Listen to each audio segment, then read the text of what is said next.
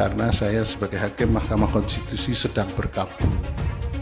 Karena di Mahkamah Konstitusi baru saja terjadi prahara. Ada indikasi pertanyaan apakah Indonesia sekarang sedang baik-baik saja atau tidak.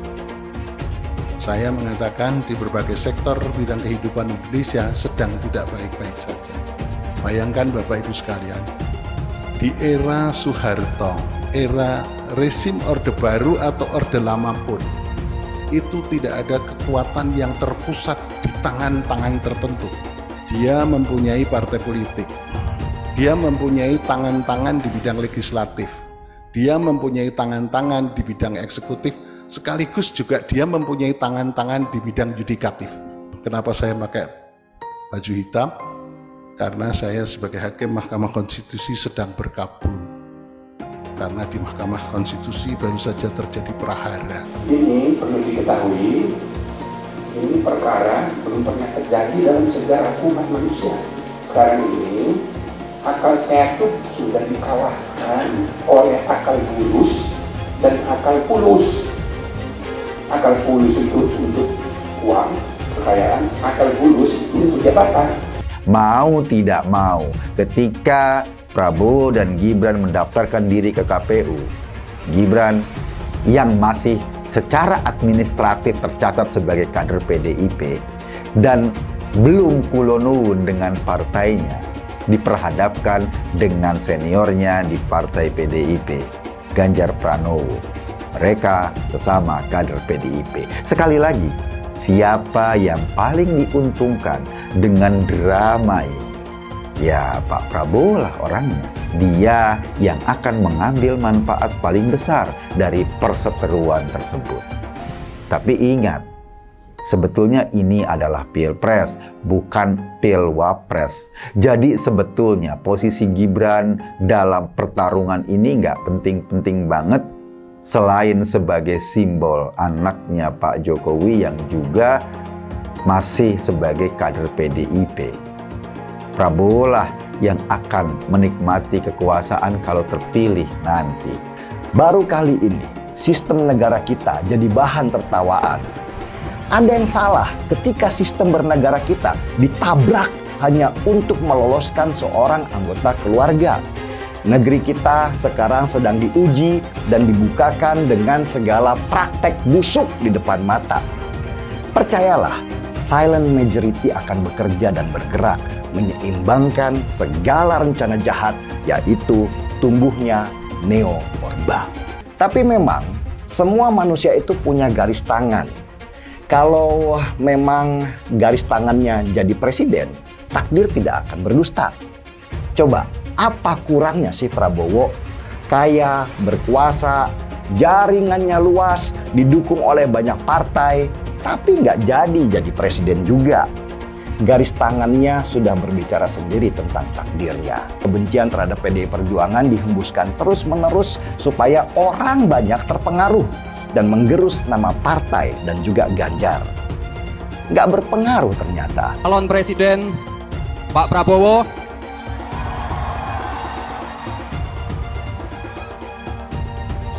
tenang saja Pak Prabowo. Tenang saja Pak. Saya sudah ada di sini. Harusnya ditambahi juga, jangan cuma Mas Gibran aja yang ada di situ. Tapi sebut juga ada Anwar Usman Pak Prabowo, paman saya yang ada di MK. Kalau undang-undang aja bisa kita custom, bisa kita modif, apalagi nanti cuma sekedar gugatan hasil pilpres. Nah, begitu baru pas. Banyak yang kecewa ketika Gibran akhirnya diumumkan sebagai bakal calon wakil presiden untuk mendampingi Prabowo Subianto. Ya, sekarang coba bayangkan saja ya, Presiden Jokowi sendiri pernah mengatakan bahwa Gibran itu masih belum cukup umur dan pengalaman. Gibran ini masih menjadi wali kota Solo juga baru 2 tahun. Tapi sekarang yang terjadi apa coba? Justru Presiden Jokowi sendiri yang merestui Gibran untuk maju sebagai cawapres Prabowo Subianto. Jadi ya, biarkan saja masyarakat yang menilai. Ya, harapan saya dengan melihat situasi yang terjadi saat ini ya, maka tidak ada kata lain kecuali fokus dan gaspol untuk memenangkan pasangan Ganjar Pranowo dan Mahfud MD. Prabowo ini hanya pernah menjabat di tingkat eksekutif sebagai Menteri Pertahanan. Begitu juga dengan Gibran, hanya berpengalaman di tingkat eksekutif sebagai Wali Kota Solo. Padahal ya, negara ini sangat-sangat besar. Untuk itu jangan sampai dijadikan sebagai ajang percobaan. Sungguh ini sangat-sangat berbahaya. Begitu juga kalau dibandingkan dengan Anies dan Caimin. Ibu Mega seolah ingin mengingatkan cacat besar dari pemerintahan Presiden Jokowi sekarang ini, yakni menyangkut soal penegakan hukum. Di era pemerintahan Pak Jokowi, korupsi merajalela, aparat penegak hukum kerap sewenang-wenang. Dan yang terbaru, kita semua tahu dengan skandal hukum yang terbaru ini, yang sudah disebutkan tadi. Di era pemerintahan Pak Jokowi, dengan kasat mata kekuasaan mengintervensi Mahkamah Konstitusi. Saya suka nangis loh. Beliau tuh sampai tulus loh. Mikir kenapa? Mikir kita loh. Mikir rakyat loh. Nah, yang pasti kalau buat saya dibandingkan misalnya Pak Gibran jadi maju gitu, Mas Gibran gitu ya. Ya saya pilih Ganjar sama Mahfud lah, karena lebih teruji kan. Anda jadi wali kota baru 2 tahun 3 tahun kan belum teruji juga. Ini urus negara loh, mau jadi presiden loh. Kalau Anda belum lengkap, belum pernah di legislatif, belum nasional ya maksudnya DPR, kan DPR belum ngerti nih pemerintahan seperti apa. Anda belum pernah di eksekutif yang tingkat provinsi, Anda nggak ngerti jadi presiden nanti. Ini bukan soal belajar coba-coba loh. Ini negara dipertaruhkan untuk 2045. Kita kan mau mencapai 100 tahun ini mau jadi apa? Kalau coba-coba, ini negara sebentar lagi 300 juta penduduk kita. Mana boleh kita kasih orang coba-coba. Saya tidak meremehkan anak muda ya. Anak muda bisa lebih kreatif gitu ya. Tapi bicara tata negara, harus mengerti konstitusi. Anda bukan hanya untuk berani untuk maju. Kalau cuma berani maju, banyak bisa kita pilih orang berani maju. Tapi yang lengkap dengan track record ini kan butuh waktu pembuktian. Saya pasti pilih Pak Ganjar, Pak Mahfud yang lebih pengalaman. Saya tidak mau anak cucu saya harus nunggu sekian tahun lagi. Kayak pengalaman Jakarta gitu kan, nunggu lagi mundur. Males sudah. Jadi kita nggak usah coba-coba deh. Udah jangan dengerin janji-janji manis orang. Buktikan aja selama ini bagaimana. Ya, yang jelas kita ingin membangun Indonesia dengan lebih cepat. Ya, dan kita ingin apa yang sudah dilakukan oleh pemerintahan hari ini baik kita teruskan. Yang kurang baik kita perbaiki, yang tidak baik kita tinggal. Dan tentu saja ada banyak isu, baik transisi energi, hilirisasi yang mesti kita tuntaskan, dan kemudian ada problem politik pangan yang mesti kita pegang kedaulatannya. Tapi di ujung sana ada fakir, miskin, anak terlantar, dan mereka yang harus punya akses lebih banyak untuk dilakukan. Dan pemerintah yang bersih dengan digitalisasi yang kita lakukan untuk mencegah korupsi menjadi poin-poin penting perhatian kami berdua. Ganjar itu seperti Jokowi, dia striker, pekerja keras, dan punya visi besar. Ganjar harus dipasangkan dengan back dan kiper yang kuat dalam masalah hukum, sehingga gawangnya nanti nggak terus kebobolan seperti di era Jokowi. Jadi bisa dibilang Bu Mega itu nekat banget mencalonkan Profesor Mahfud MD jadi calon wakil presiden di saat namanya sendiri tidak populer. Disinilah saya harus angkat topi buat Bu Mega. Dia nggak mementingkan popularitas dalam mencalonkan Profesor Mahfud MD. Dia lebih mementingkan program ke depan yang lebih kuat untuk negeri ini. Dan coba perhatikan, Ganjar dan Mahfud MD itu bukan dari kalangan orang kaya. Mereka itu orang-orang biasa. Kalau Bu Mega mau, dia bisa aja pilih calon wakil presiden yang kaya raya, yang mau taruh uang triliunan rupiah supaya bisa berkuasa. Dan saya yakin pasti banyak banget tokoh-tokoh negeri yang super kaya yang menjanjikan uang triliunan rupiah untuk biaya kampanye. Kalau Bu Mega mau pilih mereka jadi calon wakil presiden. Bu Mega malah milih Mahfud MD yang hartanya seupil dibandingkan Erick Thohir dan Sandiaga Uno. Tapi Bu Mega milih Mahfud sebagai calon wakil presidennya Ganjar meski dia nggak punya uang dan tidak populer. Nekat kan? Saya pernah dengar orang berkata, Ganjar dan Mahfud itu orang baik. Dan orang baik pilih orang baik. Wow, saya setuju banget. Bahkan ingin menambahkan, orang-orang baik harus mengawal orang baik. Saya pilih orang baik supaya negeri ini akan baik. Bagaimana dengan kalian?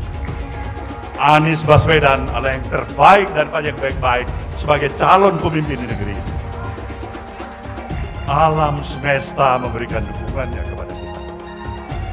Hingga betapa besarnya dan betapa beratnya rintangan itu, insya Allah kita akan mampu melewati itu, saudara semuanya.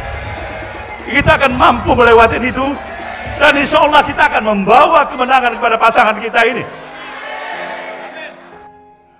Pasangan kita, amin. Pasangan kita, amin. Insya Allah. Harus dicek betul, pernah nggak calon pemimpin kita, calon presiden kita ini memecah belah umat. Kalau punya jejak pernah memecah belah umat, jangan dipilih. Kita lihat apakah pemimpin kita, calon pemimpin kita ini ya pernah menggunakan agama sebagai alat untuk memenangkan kepentingannya atau tidak. Kalau agama diperalat untuk merebut kekuasaan, jangan dipilih. Sekali lagi, kalau ada calon pemimpin yang punya rekam jejak memperalat agama untuk kepentingan politiknya, jangan dipilih. Kalau kalian pendukung saya, haram hukumnya membawa isu sara. Haram hukum.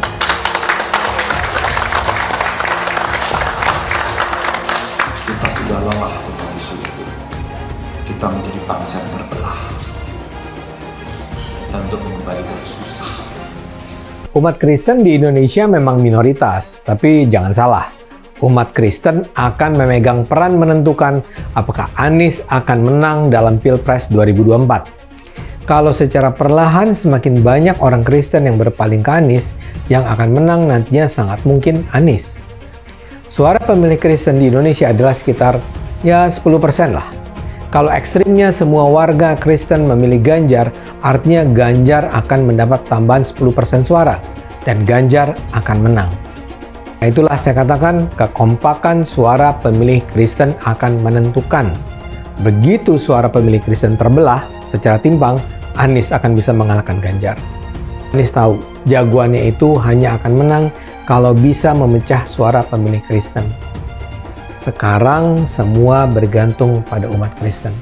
Kekompakan pemilih Kristen akan menentukan apakah pada akhirnya Indonesia akan dipimpin Anies atau Ganjar. Elektabilitasnya Anies merosot ya seiring mulai terkuaknya kontroversi dari kepemimpinan Anies di Jakarta.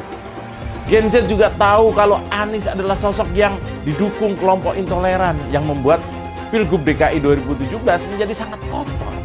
Politik identitas yang mengarah ke perpecahan seperti yang dikeluarkan pendukungnya Anies, yaitu Kadrun bin Kampret. Kafir lah, laknat lah, PKI lah, ya cuma itu doang kemampuannya. Itulah pendukung Anies. Jangan pernah takut melawan Kadrun yang cuma pengen Indonesia hancur. Siap kawal kasus Ahok, siap penjarakan Ahok. Takbir, takbir, takbir. Siap kawal kasus Ahok. Siap. Siap kawal kasus Ahok. Siap. Betul. Betul. Tangkap, tangkap, tangkap si Ahok. Tangkap si Ahok sekarang juga. Tangkap, tangkap, tangkap si Ahok. Tangkap si Ahok sekarang juga. Takbir. Allahu Akbar. Takbir. Allahu Akbar. Tangkap, tangkap, tangkap si Ahok. Tangkap si Ahok sekarang juga. Tangkap, tangkap. Tangkap si Ahok sekarang juga. Lagi. Penjajahan di depan mata itu di Jakarta. Kita semua pribumi ditindas dan dikalahkan. Kini telah merdeka. Kini saatnya kita menjadi tuan rumah di negeri sendiri. Anies Ibunya Arab, bapaknya Arab, kakeknya Arab. Mas Anies nikah dengan keturunan Arab. Menantu Mas Anies, anak Mas Anies nikahnya dengan Arab lagi. Jadi Mas Anies kalau merepresentasikan Indonesia agak kurang keindonesiaannya. Mungkin 3% Indonesia aja yang bisa direpresentasikan oleh Mas Anies. Nasdem mengingatkan rakyat bahwa Anies kurang mewakili Indonesia karena dia Arab. Apakah ini rasis? Menurut saya tidak. Menurut saya justru ini nasionalis.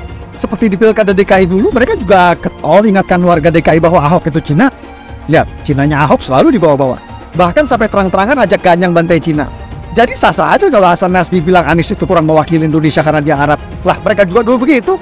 Kalau Cina dianggap bukan pribumi, sementara Arab dianggap pribumi, itu baru namanya rasis. Rasis biadab itu. Kalau Cina bukan pribumi, Arab juga bukan. Hasan Nasbi cuma mengingatkan, pilih presiden yang pribumi saja. Saya bilang, Nis, ente nggak bisa jadi presiden. Kenapa? Karena presiden adalah orang Indonesia asli, saya bilang. DKI yang kita harapkan, Anies Baswedan yang begitu jelas Islamnya. 4 tahun 8 bulan jadi gubernur. Mana peraturan pergub saja yang melarang miras? Mana perda Islam apalagi? Yang akhirnya tidak berani juga menegakkan hukum. Banjir tetap banjir, macet tetap macet, kriminalitas Jakarta. Anda tahu, 2 menit sekali terjadi pencurian. Sekarang orang sedang euforia, dia mau dicapreskan. Bagaimana umat terjebak lagi, bodoh lagi, masuk lagi.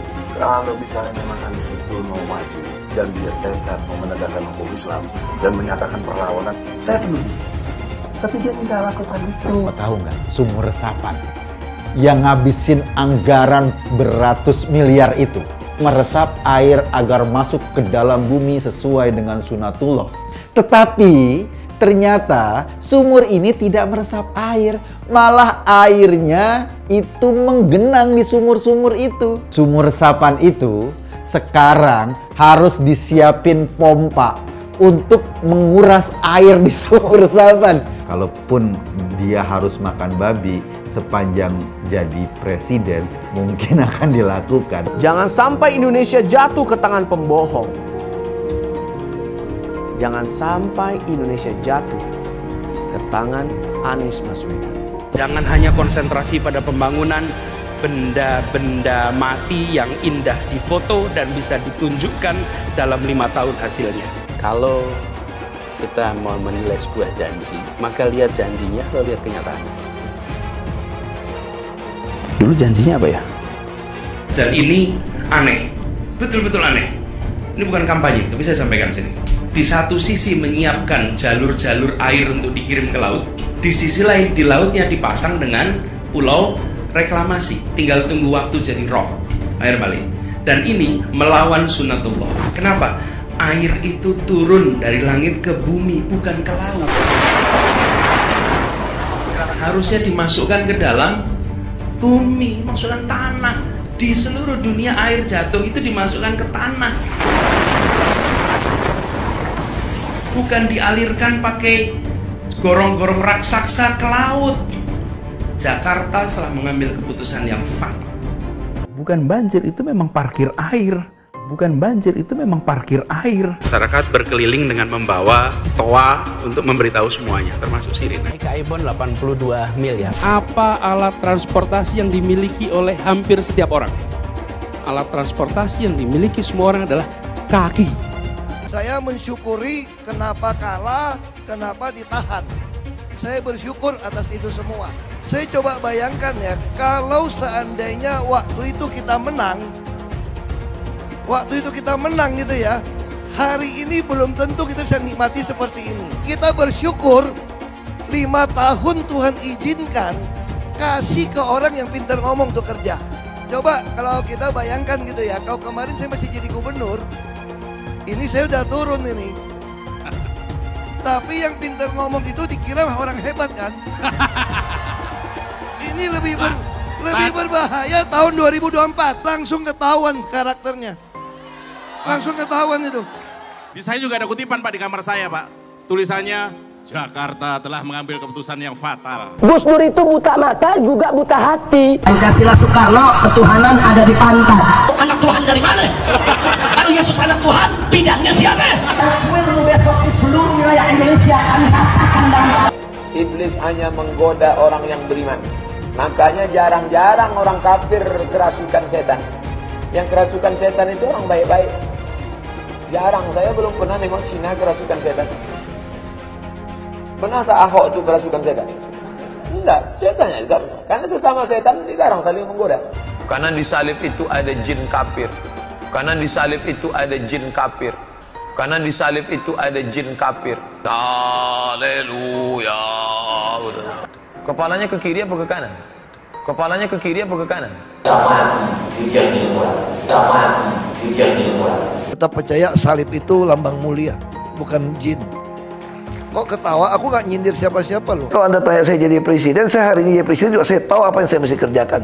Karena saya udah kenyang dari DPRD tingkat 2, dari pengusaha, DPRD tingkat 2, bupati.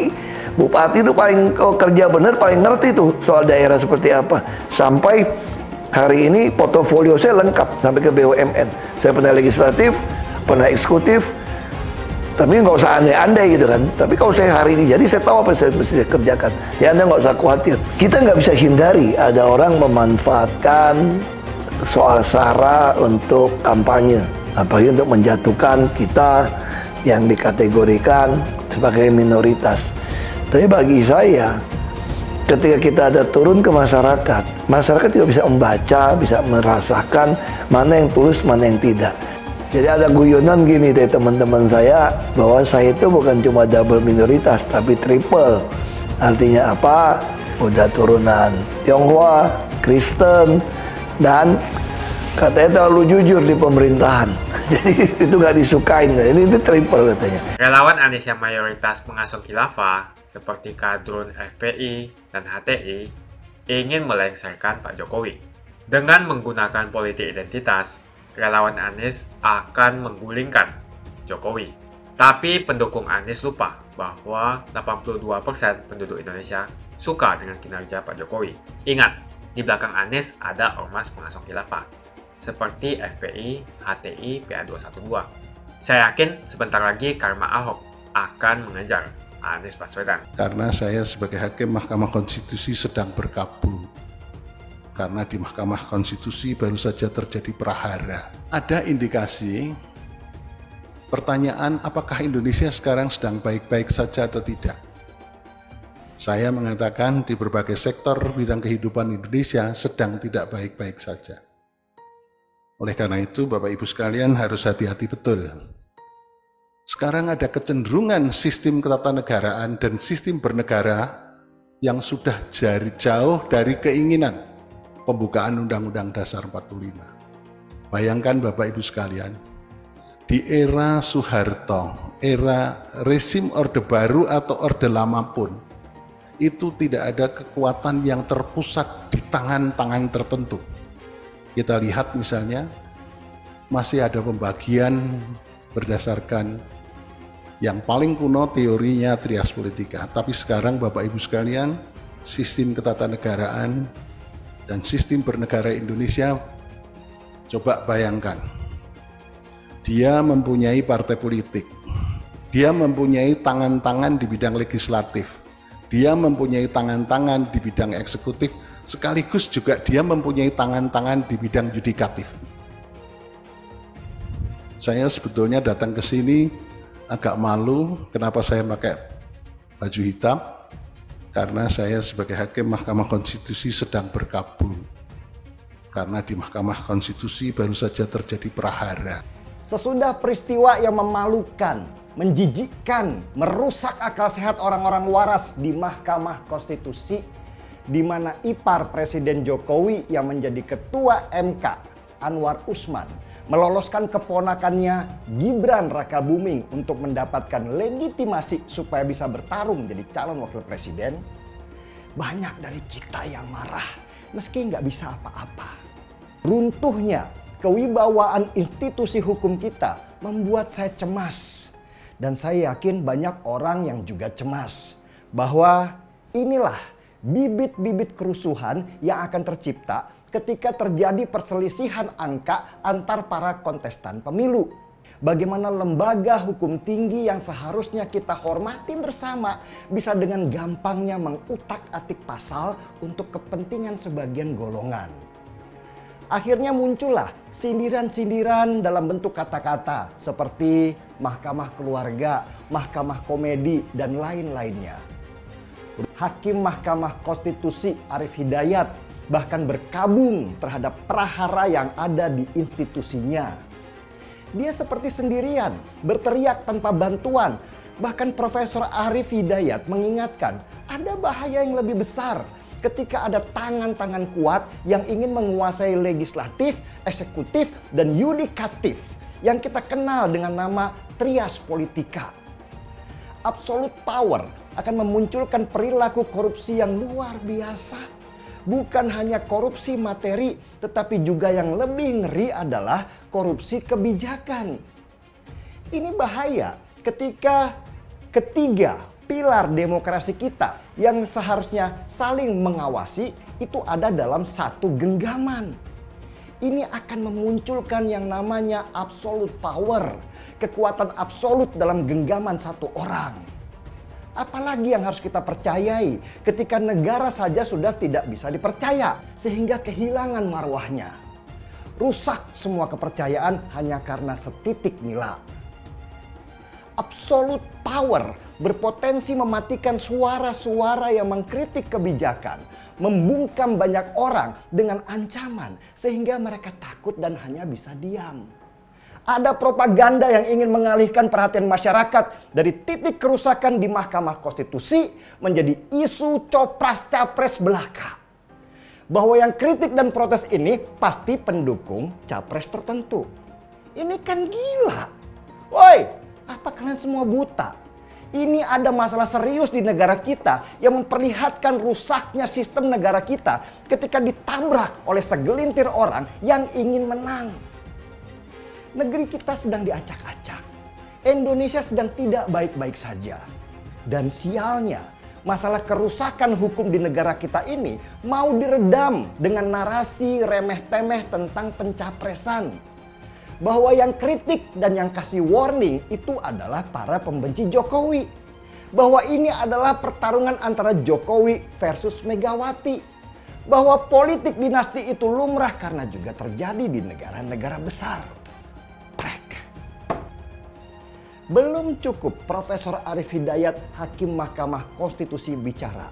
Ada 16 guru besar pengajar hukum tata negara dan administrasi negara yang melakukan pelaporan. Ketua Mahkamah Konstitusi Anwar Usman yang iparnya Presiden Jokowi dan keponakannya bernama Gibran karena dianggap sudah melanggar kode etik dan perilaku hakim konstitusi.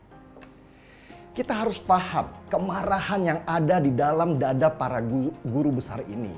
Karena bagaimana mereka bisa menjelaskan kepada mahasiswanya terhadap kebusukan di dalam Mahkamah Konstitusi itu sendiri. Coba lihat gambar ini lebih luas, jangan sibuk copras-capres saja. Kalau Mahkamah Konstitusi saja sudah dikuasai, perhatikan bagaimana dengan alat negara lainnya seperti KPU, polisi, tentara, jaksa, dan lain-lain yang ada di bawah eksekutif. Di mana nurani kalian? Apa nanti akan terjadi ketika Mahkamah Konstitusi yang seharusnya jadi wasit dalam pertandingan malah jadi bagian dari pemainnya juga? Apakah bisa nanti mencegah kerusuhan ketika ada yang tidak puas terhadap hasil pemilu karena sudah tertanam di benak mereka bahwa hakimnya tidak netral? Saya sadar kalau saya akhir-akhir ini terlalu keras. Tapi saya harus lakukan itu supaya setidaknya bisa mencegah negara ini hancur. Meskipun kadang saya itu merasa seperti ngomong dengan tembok tebal dan suaranya bergaung seperti di ruangan kosong. Kadang frustasi, capek dan khawatir terhadap keselamatan diri sendiri. Tapi kan ini harus saya lakukan. Bagaimana bisa percaya pertandingan berjalan dengan fair ketika anaknya sebagai salah satu konstetan sedangkan bapaknya adalah ketua panitia? Ini bukan tentang Anies, bukan tentang Ganjar ataupun tentang Prabowo saja. Ini tentang rusaknya tatanan negara kita, rusaknya demokrasi kita, rusaknya pondasi kita. Ini bentuk tanggung jawab, bentuk kepedulian, bentuk kasih sayang pada negara ini, bukan kepada perorangan saja. Ayo, siapa lagi yang mau dan berani bersuara seperti saya? Gaungkan, lawan, teriakan dengan keras, jangan diam. Reformasi, jangan dikorupsi.